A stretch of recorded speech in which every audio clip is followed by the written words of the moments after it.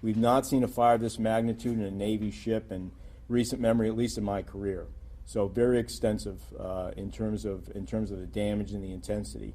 But I go back to the main takeaway for me this morning was really the people, and we ought to be proud of them. And the parents of those sailors ought to be proud of them.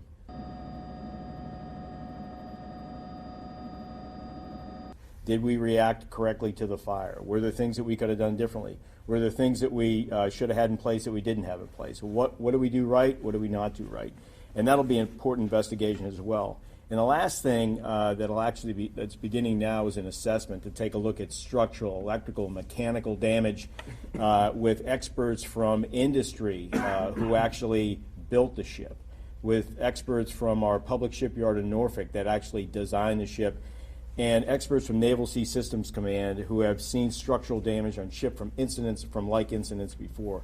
So they'll be making that determination, this last assessment, on what the next steps are for whether we repair or whether we don't.